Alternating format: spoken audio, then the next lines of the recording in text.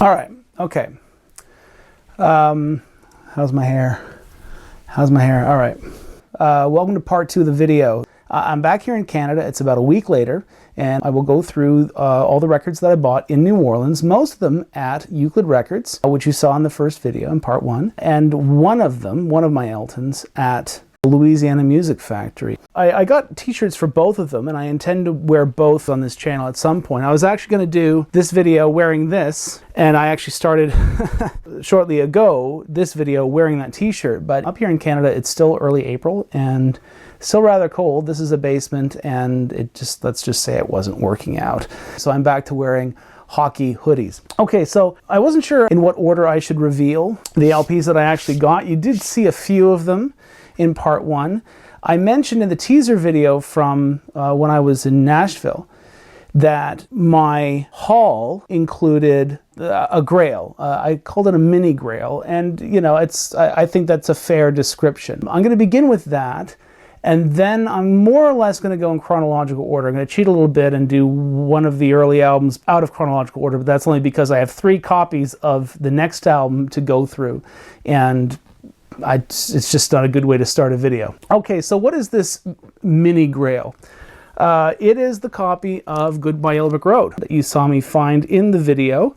I pulled it out of the bin, and when I saw it, I wasn't quite sure what it was. The first thing I did was I noticed that it was not a gatefold. And I thought, okay, so maybe it's one of those, you know, budget reissue MCA, you know, things from the mid-1980s. And no, it wasn't that. It didn't have the markings on it. I noticed that the spine, the typeface and everything resembled an original DJM pressing. And I thought, well, is that what it is? And I have at least one copy of each of the 4 different vintage UK DJM pressings of this, from the, you know, black, silver, and yellow labels of 1973 up through the CBS years, and then, you know, the yellow label series, and then finally what collectors call the wedge label series, because it was the label on the record was, well, look it up, you'll see it looks like a wedge. It's orange and black and weird. But even the wedge label ones were a gatefold, okay? Well, of course, the original was a trifold, and then had been reduced to a gatefold with an illustrated inner. That was the last DJM copy, and that was sort of 83 to 85. It wasn't one of those either. And I should have recognized right away when I looked at the back. The track listing looks a little different, the typeface. But the other thing is, side 1 ends differently, and side 2 opens differently, and thereafter every side opens and closes differently, except for, of course, the last song on the 4th side. And that should have been my clue what this was.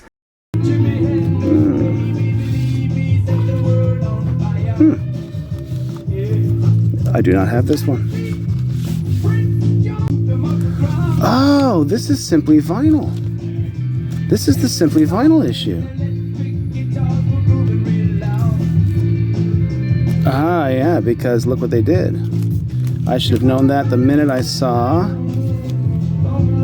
that there. This is the 2002 UK Simply Vinyl audiophile, we'll put that in quotation marks, reissue.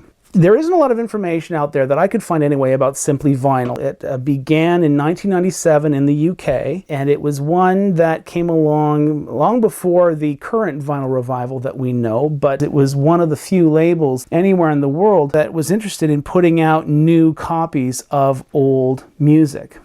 And in 2002, Simply Vinyl struck a deal with Universal, and among the titles that it got the rights to issue were 2 Elton John albums, the self-titled Elton John, a copy of which I have. I have the 2002 Simply Vinyl version over there on my shelves, and Goodbye Yellow Brick Road.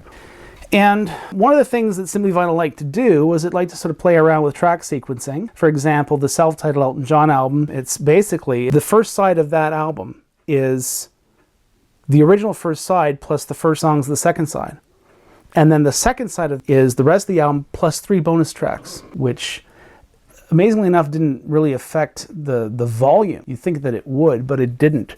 And that's one of the things that I noticed about the self-titled Simply Vinyl Elton John album, was that it was not mastered to my liking anyway. I don't know why some collectors refer to Simply Vinyl as an audiophile label. I guess maybe it just goes by title. But the two Elton Johns that I have, I can't say that they're terrible, but the problem is they're all the same volume. There's no dynamic range. These songs have been sort of compressed to hell, and the volume of the records are very, very loud. So from an audiophile perspective, that doesn't really meet the standard. Nevertheless, it is a very hard issue of this album to find. I should point out that the Discogs entry for this incorrectly cites the release year as 2009. It wasn't. Both the Elton John titles that Simply Vinyl put out, they both came out in 2002. This, I'll finally take it out. The record's out. The records are kind of strange. I think they're meant to look like the original DJMs, but what they've done, well, they didn't, if that's the case, they didn't really try very hard. They've taken the Rocket Records logo, which is strange because Yellow Brick Road was never on Rocket, and they've used these sort of just straight black labels. I guess they look more like the second series DJMs if they look like anything vintage. I'm not sure. I don't know where these were pressed. I don't know who cut the lacquers. I don't know who mastered them. I imagine they were probably mastered from digital. They're definitely made in the EU. Simply Vinyl went out of business around 2007, 2008, and the black label copies, which also came with this glossy inner with all the original lyrics and illustrations and everything. There was a repress a few years later before Simply Vinyl went out of business, and the labels for that repress are like a cream with multicolored text for the song titles on the cream, which sounds nice, but that reissue or repress did not come with this insert. The cream colored label issues, they're easier to find, but these are the original copies with the black labels. This thing would have come with its own, not a sleeve like this, but one of those sort of stiffer, wallet style sleeves with a silver sticker. I find those pretty useless. I mean, they certainly have collector's value, but in my experience, they just get yellow and brittle, and they're just a pain in the ass, basically. So I'm kind of glad that this one didn't come with them. But this was a copy of Yellow Brick Road that I've been looking for a long time. Never thought I'd ever come across one for a decent price in a brick and mortar store, never mind anywhere, online or anywhere. So I'm very, very happy that I found that. So this is kind of a grail for me. It's not like up there in my top 5 grails, but it was a grail. Next one. In the video, you remember there were 2 copies of 11-17-70. I really can't remember what the other one was. I think it was a Yellow Swirl Uni, but I think it was just like it was an MCA issue. I can't remember. It was something that I'd identified as a copy that I already had. This was something, the minute I took it out, I knew that it was an issue that I didn't have. And it is Yellow Swirl Uni, okay? The typeface, the typesetting and the look of the label seemed a little familiar at first. I thought, well, maybe I already have this. But then, again, I took the record out, and I could see the runouts had been stamped rather than etched, and I could see an H in the runouts right there. And I knew right away this was not something that I had. And I also had a feeling, okay, that looks like, I know from other records that I've collected, non-Elton records, that looks like an RCA runout. I thought, well, is this a record club issue? What is it? There are no club issue markings anywhere on it. It has a pressing ring similar to MCA, that's true, but this was definitely not done by MCA. This was done at RCA Hollywood. RCA had a number of pressing plants around the United States at the time, and the Hollywood plant was, in Hollywood. And the H, that's what the H means. And when I said I took it out and I could feel that it was not one that I already had, get a load of this. Look at that. This thing is so rubbery that I feel like I could probably wrap it into a burrito. Not that I'd ever be that stupid, but it's that flexible. I mean, it's vinyl, but I've never encountered a record quite this thin, quite this rubbery. Anyway, I'd love to tell you that this is a great sounding copy. It looks to me like RCA Hollywood cut the lacquers and did everything themselves. They certainly pressed it, and it doesn't sound very good at all. It's very muddy. It was a disappointing copy. It does have the original factory inner, though, in it, which is kind of nice. Has all these ads for other titles of the day on Uni Records. And I can't remember if any of my other American copies of 11-17-70 have anything like that. I think maybe one has. I think my all-disc press contract copy has something like that. But anyway, yeah, it doesn't sound very good, but it's one that I was not aware existed, and now I have it in my collection. All right, so I got 3 more copies of the Friends soundtrack. If you think I'm going nuts, you're not alone. I think I'm on my way there too. I mean, I have how many copies of this now? Discogs has a lot of information on it. From time to time, more than just occasionally, I find information on Discogs that is inaccurate, that isn't true. But the only way I determine that is because there's a difference between looking at Discogs and what information is there versus actually getting the records and doing your own research and doing your own inspections. There's a lot of stuff that gets missed.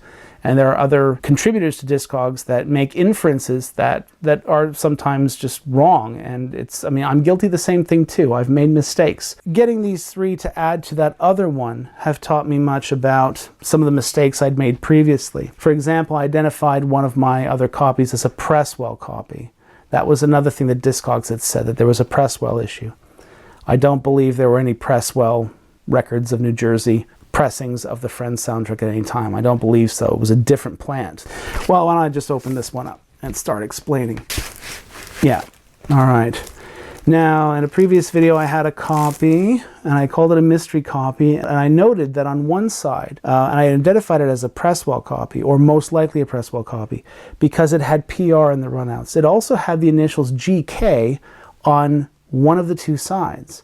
In that case, it was the second side.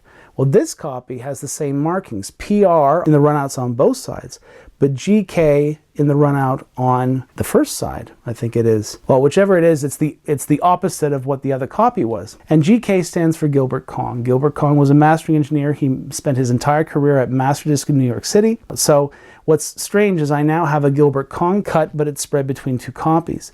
The PR does not stand for Presswell. The PR stands for Phillips Recording, and that's what this PR stands for. How can I be so sure? How do I know it's not Presswell Records of New Jersey? Because, ding, it had not yet occurred to me, Matt, you haven't looked at the pressing rings. If Presswell made these copies with PR in the runouts, what was the pressing ring? This is 70 millimeters, or 2 3/4 inches, for my American friends watching, who wisely did not abandon the imperial measurement system. Presswell pressings have a double pressing ring. This is a single ring, and it's 2 3/4 inches, or 70 millimeters exactly. And that was the pressing ring for the Phillips Recording Company pressing plant in Richmond, Indiana. That was always the pressing ring, at least all the way through the 70s. And they used, back in 71, the abbreviation PR for Phillips Recording. So that solves that mystery. The PR copies are Phillips pressings, not Presswell pressings. I'm a big fan of Gilbert Kong's work, but I gotta say, when I played this copy, I was surprised that the Gilbert Kong side did not sound all that great, nor did the Gilbert Kong side of the other copy. It was the non-GK side that really sounded good to me. And that's important because American pressings of the Friends soundtrack are not famed in song and story for sounding really good. And normally, Gilbert Kong's lacquers sound really good, but I guess it just comes down to every now and then, maybe they weren't all that good. But I was really impressed with the sound of the non-GK sides of both my Phillips recording pressings of the Friends soundtrack. Oh, I'm getting confused dealing with 3 different copies at one time. I'll do this one next. I forget what this is. Oh, okay. It's a Shelley Products pressing. Again, another error I made. And it's a long story. I love to take you down the path about what led me to the wrong inferences, but I said in an even earlier video that I was pretty sure one of my American 74 reissues for the Friends soundtrack was a Shelley Products pressing. Couldn't be. Shelley Products pressings had in their runouts an S in a circle, and that was a detail that I'd missed in the entry in Discogs. So this one does. And you know, again, Shelley Products was another pressing facility that is not well known for quality pressings, but I was rather surprised at the sound of this one. It's not really stupendously good, but it's nowhere near terrible. It's nowhere near mediocre. It's actually quite good. I find, though, it's a little smiley face. That is to say that the highs can be rather bright in places, and the lows can be very kind of rich. In fact, a bit too much. I find the lower end on this pressing a little overpowering and inexact. It's almost like someone's boosted it, and things are getting a little too muddy in the lower end. And per the so-called smiley face EQ, there's really no middle end at all. It's been sucked out, but it does sound good. So I have, for the first time for real now, a Shelley Products original 71 copy. And last but not least, this is, when I took the record out, I noticed that the label was one that I'd never seen before. And these were only about, I think, $5 or $6 each. Isn't that great? $5 or $6. What is this, 1998? Where can you get vintage copies of anything for $5 or $6 anymore? Really? So I pull the record out and I see the label. I'm like, what the heck? I don't have one of these. And I'm looking at the runouts and I could see a T, and it was the kind of T that looks like a CBS Terre Haute T. Oh, and by the way, I recognized the CBS pressing ring right away. All American and Canadian CBS records had the same size and style pressing ring from the 70s up to the 80s at least, maybe even before that, I'm not sure. But I saw the T, and then I also saw an upside down P on both sides. Apparently what this is a copy that was pressed at CBS Pittman in Pittman, New Jersey, but using stampers that had been made at CBS Terre Haute. Now, why that was, I can't tell you, but that's the way it happened. And here's the part that kind of astounded me the most. I don't always have the highest opinion of American CBS pressed records. Overall, I mean, they're not terrible, but it's CBS Don Mills, a Canadian plant. That's the plant that for me, particularly their 80s pressings, where I'm like, oh my goodness, these are so good. Well, this really blew me away. This 1971-72 CBS Pittman pressing, I would say, is probably the best sounding American pressing I have of the Friends soundtrack. Possibly one of the best vinyl copies of this album I have from any location, of any age, any location, any label. The drums and the bass are so rich and so full, but very exact. They're not boosted. You can actually hear the bass notes. You can hear the individual notes. The high end is very clear without being tinny, without being too bright. And the middle end has just enough heat in it. I'm really surprised at the sound quality of this. I don't know whether I should be. Maybe I should have revised my opinion of American CBS pressings long ago. I don't know. But from now on, next to the original UK Paramount pressing, I think this is the one I'm going to reach for. I really think so. It's great. Honky Chateau. Pinckneyville pressing, yellow swirl uni. Didn't have one. I think the only yellow swirl uni copy of this I had was a Canadian pressed at MCA Cornwall. And it sounds good. It sounds really good. I'm surprised. I mean, not that the Canadian uni doesn't sound good. It sounds pretty good, but this one, maybe it's just because the record's in, cleaner and better shape. I don't know. But it sounds, I like the sound of it. It's not the Vinyl Me Please copy, but it's good. The other Honky Chateau I got is the one I showed you in the first video, and it's the only Elton record that I ended up getting at the Louisiana Music Factory, okay? And it's this one. And there's a reason I haven't put this one away yet. And those of you that have these already, you'll know the point that I'm about to make. And I could tell from catalog number on the back, the 37,000 series catalog numbers were implemented by MCA around 1982. So I knew that it was an MCA Blue Rainbow copy, but I wasn't sure about anything more than that. So I got this, and I took it out of its sleeve. I went to an old favorite pizza place of mine later that afternoon, and I took it out and I looked at it, and of course, yes, it's an MCA Blue Rainbow. And I could tell that it was a Pinckneyville because of the typeface used on the label. But I was looking at it, just like when I was looking at this one, I knew that it was a Pinckneyville because pre-1973, which was the year that all of MCA's pressing plants began using their own unique die tool stamp in the runouts. So Pinckneyville was a P with 2 diamonds, Gloversville was a G with 2 squares, and even though they didn't do a lot of their own plating after 1970, MCA Cornwall up in Canada, they had a C with 2 circles. And those are actually quite rare on Elton John. I only have one Canadian Elton John record that was plated by MCA Cornwall. Anyway, but before they had those stamps, they used, Gloversville just used the numeral 1. Sometimes it looks like a /, but it's a 1. Pinckneyville used a 2. And so when I was inspecting this, at Euclid, I saw that and I thought, okay, so it's a Pinckneyville. I take this out and I'm looking at it. I couldn't see the P anywhere, but I thought nothing more of it. Got back here, I cleaned both. I listened to this one, this vintage Uni copy, Pinckneyville, and I was really impressed with the sound quality. I got this out, and you know, I don't know about you, but collectors that have a lot of these MCA blue rainbows, you know that they're touch and go. Many of them can be really miserably bad. I wasn't expecting great things from this. I dropped the needle, and I think to myself, you know, it sounds exactly like the 1972 Pinckneyville pressing I just played. Like exactly. The EQ was the same on all the test tracks. I thought, wow, it sounds like they use the same stampers, or the same metal work anyway, I should say. And I'm looking at the runouts, and I can see the 2, and I'm thinking, well, what the heck are they using a 2 for? This was pressed in the early 80s.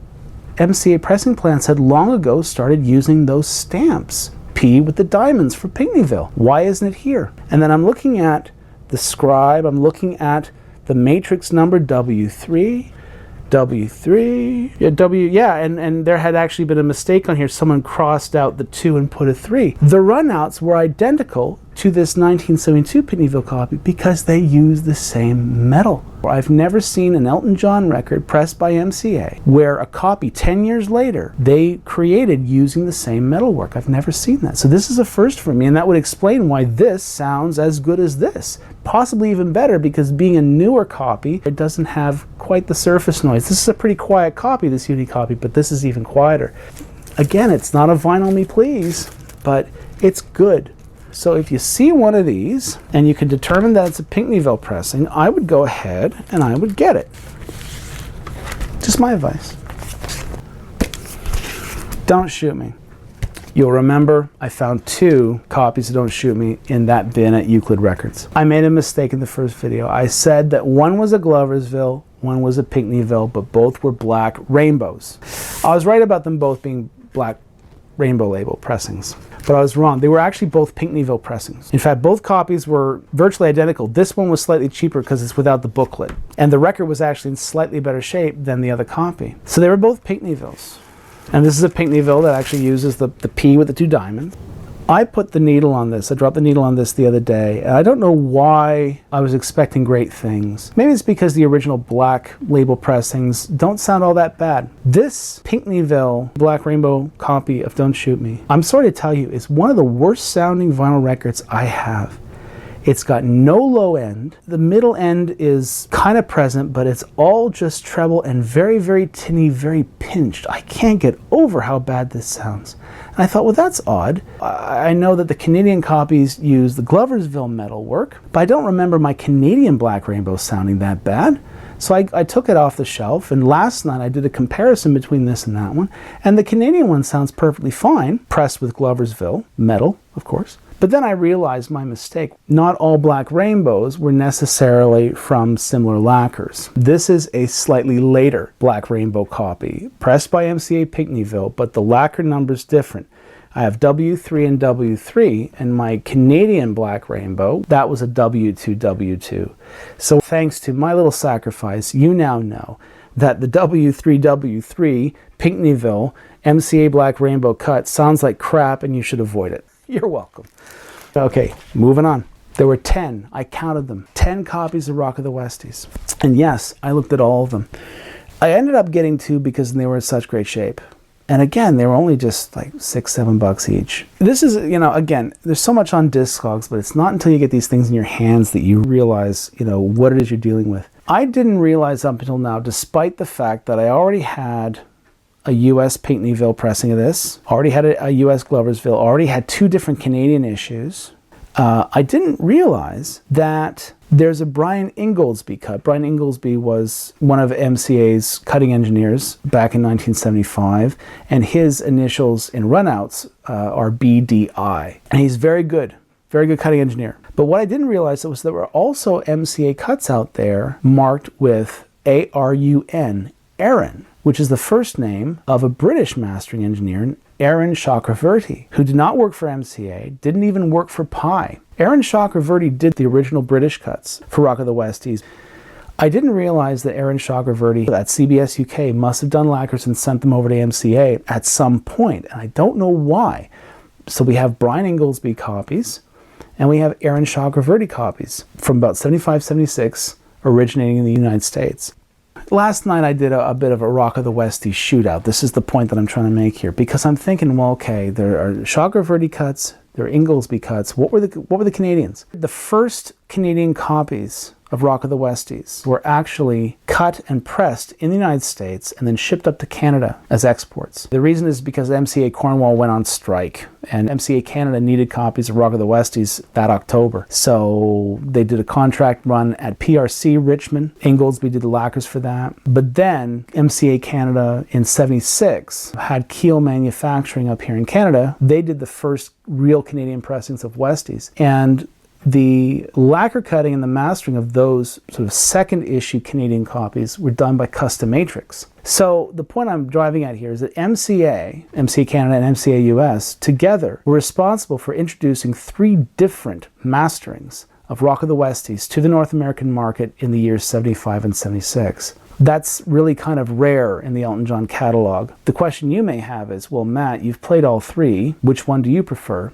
Well, I think they're all kind of not so great, to tell you the truth. I think Arun Chakravartty's cut is slightly better. How do the Arun Chakravartty copies on MCA compare to the Chakravartty cut copies on original DJM? I'd say the UK copies are slightly better, but only marginally. I would actually say the MCA pressings done from Chakravartty lacquers are pretty much interchangeable with the UK ones. I know that a lot of people that don't like the quality of American vinyl are going to say to me, Matt, you're crazy. I'm not crazy. These are clean copies. I A-B'd them. To my ears and on my system, they're pretty much interchangeable. But when I say that none of the original 3 masterings were all that great, one of the things that really kept me from appreciating the Rock of the Westies album for so many years was that every copy I had just sounded so limp, so lifeless. It just sounded bad. Like, I'm not criticizing the songwriting, I'm not criticizing the band performance. I'm really kind of in the end criticizing, I think, Gus Dudgeon, his approach to the production of this album as well as his mixing style. I don't know what the issue was, but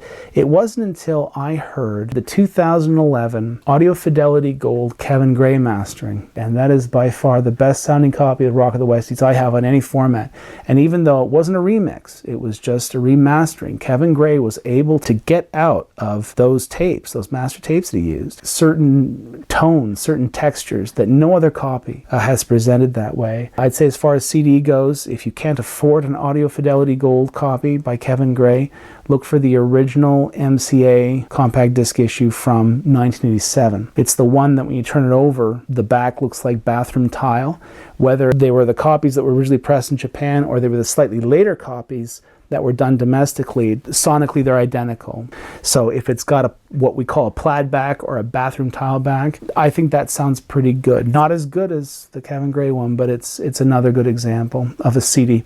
So, but the good news here is that I ended up getting, one is Brian Inglesby and the other one is a Chakravartty, and they're clean and super quiet. So at least I have decent my other original copies were just in crap condition. These are an upgrade. So, okay. Greatest Hits Volume 2. This is weird because on the video, you saw me pull it out of the bin, and I said it's an OG copy, but you'll see that it's been block stamped on the cover. It's got one of those 37,000 MCA new catalog numbers. So what's going on? Well, MCA did this. A lot of different manufacturers of LPs did this. If they still had overstock of the last issue with the incorrect or outdated catalog number, then they would gold stamp the new catalog number somewhere, either on the cover or the back, and then ship them out as a way of kind of just updating the catalog number rather than scrap the old covers. But this is definitely OG. Obviously, MCA still had overstock of the original pressing from 77 in their warehouses because that is MCA Records label design from that period. This is what I call a tan and beige faded ring, because you'll notice the ring kind of fades, as opposed to the late 1978 and 79 reiteration of tan and beige, which is sort of a cream or a beige center with a solid tan ring on the perimeter. Of all the Elton John records issued on MCA, Greatest Hits Volume 2 was the only one where the very first pressing was on a faded ring. So this is definitely from 77, 78. Comes with a booklet. The sleeve is not in the best shape, but that's okay. It is a Pinckneyville. It's reasonably quiet, and I have a Canadian original 77 MCA faded ring, and now I have an American, so life's good. No, only 5,000 more records to go. Single man, remember there were quite a few, not quite a few, but there were a few copies of this one. I'm not crazy about the MCA copies of this. I'm not crazy about the album, period. It's not one of my favorites. I love the cover. Absolutely adore the cover. But the album itself is kind of, come see, come saw. I really, really love the sound of the original 1978 UK Rocket. It's really, really good. I do like the Japanese Rocket. But my point is this. I have 2 or 3 Canadian copies, one by Keel, the other 2 by Precision. They don't sound very good at all. I wanted to hear what an actual MCA pressed MCA copy sounded like, because the only other US MCA copy that I have of this was done by Monarch in Los Angeles. So this was done at Gloversville, and it's okay. But the Monarch sounds really good. In fact, I would say the Monarch and the UK Rocket are kind of tied. They don't sound exactly the same, but the Monarch MCA pressing of Single Man is by leaps and bounds the best sounding MCA copy on vinyl you can get, I would say. I'm pretty sure Larry Bowden was the cutting engineer who did all the MCAs. He also did Greatest Hits Volume 2. I forgot to mention that. LB, those initials in the runouts. He did a good job of cutting a Single Man, but make sure to get the Monarch pressing. Avoid the actual MCA pressed MCA copies. 21 at 33. This is a Gloversville. You know, I had a Canadian pressed from Gloversville metal. I had a Pinckneyville. I was missing a Gloversville, so I got a Gloversville. Even though it had been opened, this was still in its original shrink. I don't like leaving things in original shrink. If you have a copy of something and it's been opened, take the bloody stuff off. If there's a hype sticker or a price tag that you think has some kind of informational or some kind of collector's value, cut it out with scissors, put it in a nice little acid-free archival. I use postcard sleeves. Okay, they're Mylar, they're acid-free. I use those. In fact, I'll show you.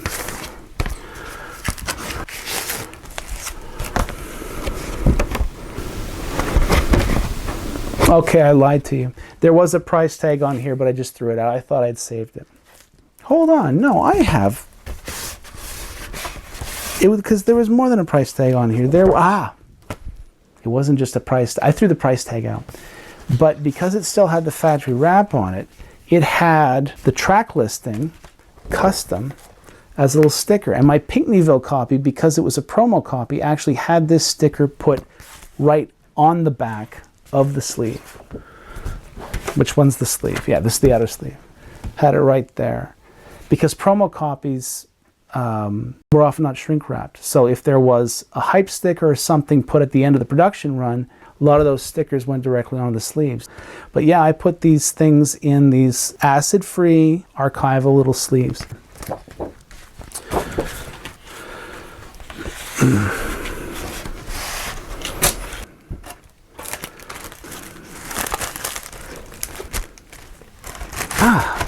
Look at this.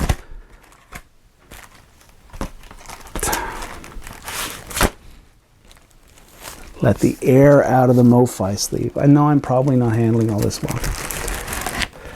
Again, this was what was the price of this? $4.99? $4.99. I'm sorry to keep bringing this up.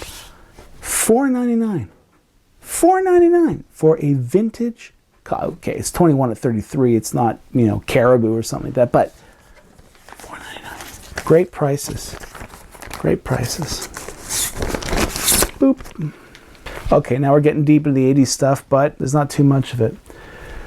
I got one of the jump ups. Which one did I get? And honestly, at this point, what copy of Jump Up don't I have on vinyl? I already have like, I think 15 copies over this. This is number 15 or something like that. This is a Columbia House copy. Columbia House.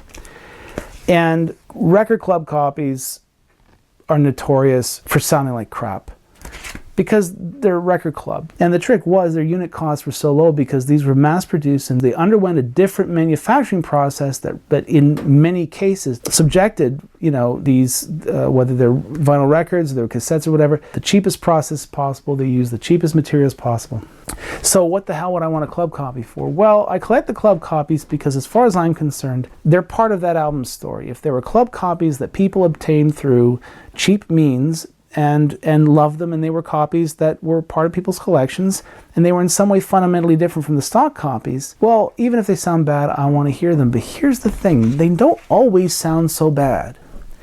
The experience I had that got me interested in American record club copies of 80s Elton John albums was this. Has this ever happened to you? If you buy stuff on Discogs, you find a couple records from the same seller on Discogs, and then you go to the shopping and you think, okay, fair prices, the seller's got good ratings, the shipping seems fair, great, go to checkout, and then you get this little notice that says, can't check out, you're like $1.03 below the seller's required minimum. I'm thinking, I forget what it was I was getting, but I found from the same seller an American Columbia House copy of Breaking Hearts, and it was like $2.99. So I get them, and then I get this Columbia House copy of Breaking Hearts, which had been done at CBS Carrollton, and it didn't sound terrific. It was mastered very aggressively, all the same volume, which can be a problem on some tracks. Like Burning Buildings is very dynamic. You have quiet parts, and you have parts where it's just become this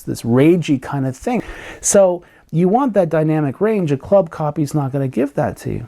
But there were other tracks where that aggressive mastering, the mid-range had been really jacked up, really hot. But there were certain tracks where that hot, aggressive mastering actually brought out qualities to some of the songs that I'd never really appreciated before. Like on Restless, Davy's guitar solo. I mean, it sounds amazing normally, but on that club copy, it had a fire to it. And the sitar on Diddy Shooter sounded good. Some of the acoustic guitar work on Passengers sounded good. I mean, I knew it was a club copy. It sounded like crap, but there were certain aspects of the album that I was noticing. So since then, I've made a point of looking for American club copies of these 80s Elton John albums. This one is a Terre Haute Columbia House copy, and it doesn't have that kind of mastering.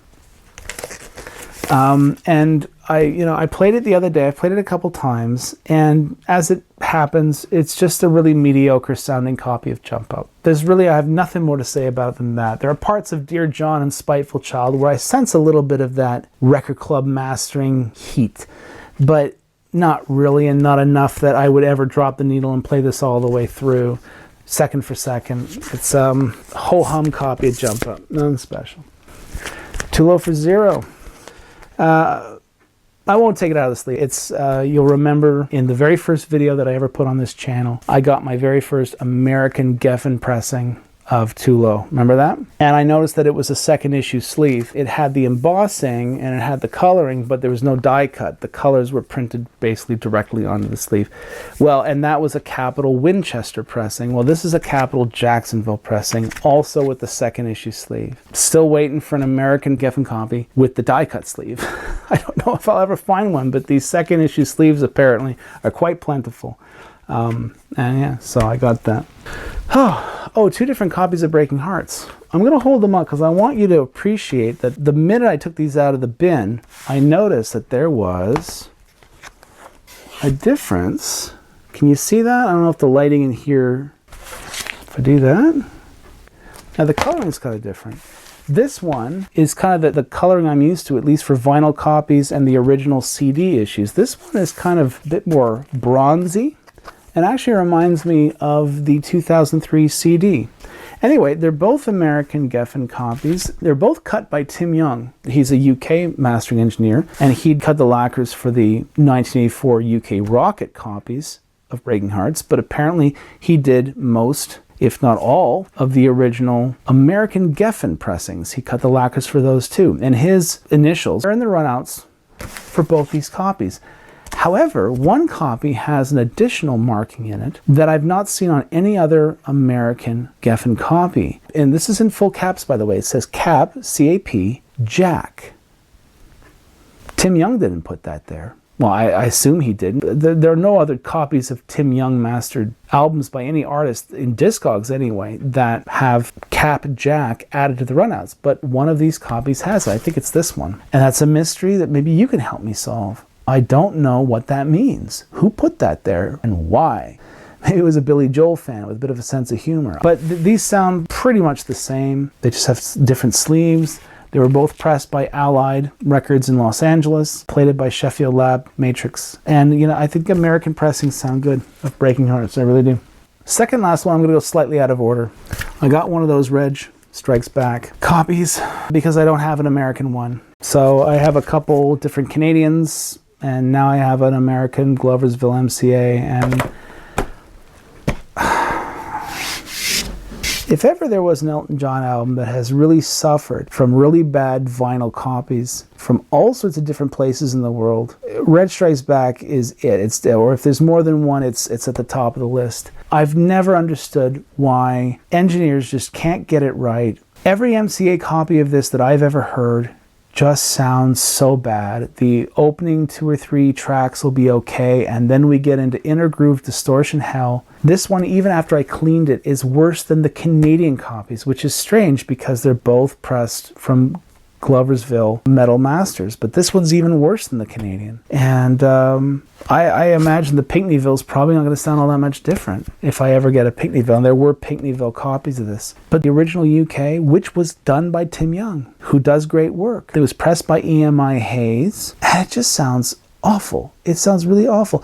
Tim Young did a separate set of lacquers that were sent to PRS Barn in Holland to supply the mainland European copies, and that actually is the best sounding vinyl copy of Reg that I have. And it's not like 5-star wowie zowie, but it's a lot better than these MCA copies. But I'd still say Red Strikes Back still lacks a really good sounding vinyl copy.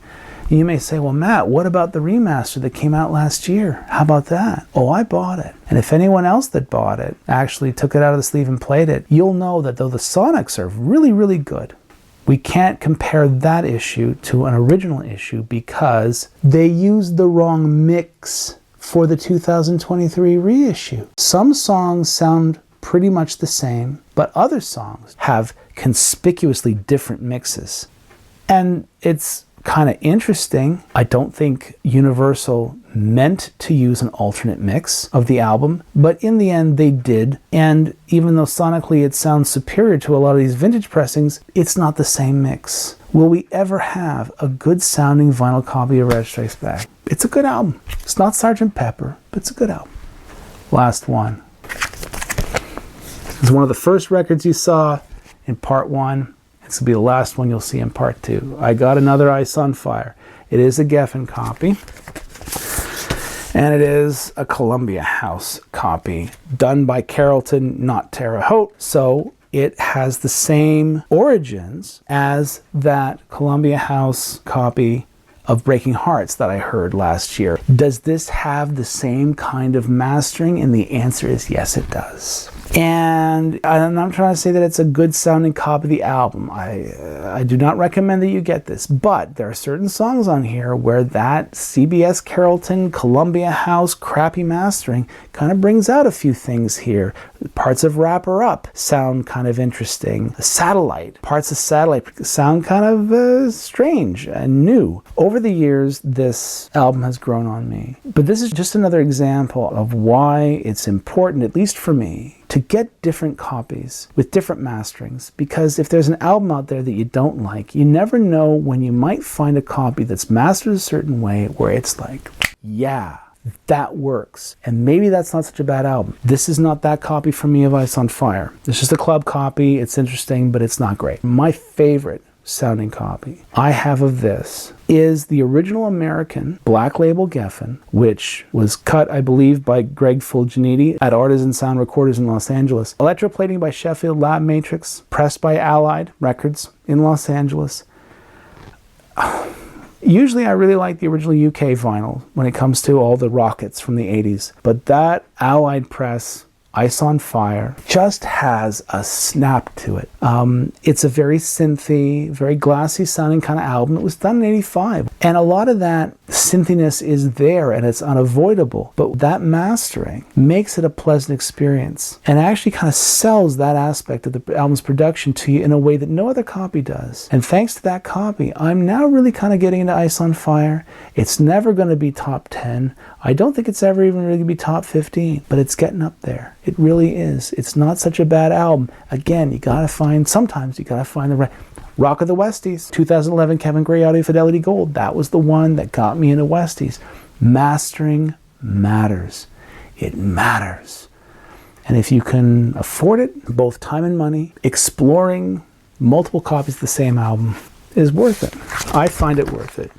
Now, whether you want to keep all the copies once you've played them, that's a different question. So that concludes this ridiculously long video, possibly the longest I've done. I'm looking at the clock there. The raw take of this was actually 1 hour and 26 minutes. What time is it? Thank you for watching the whole thing if you got this far. And a big thank you once again also to Euclid Records for the great service, great selection, and for letting me film inside the store. Thank you also, Louisiana Music Factory. So thanks for watching.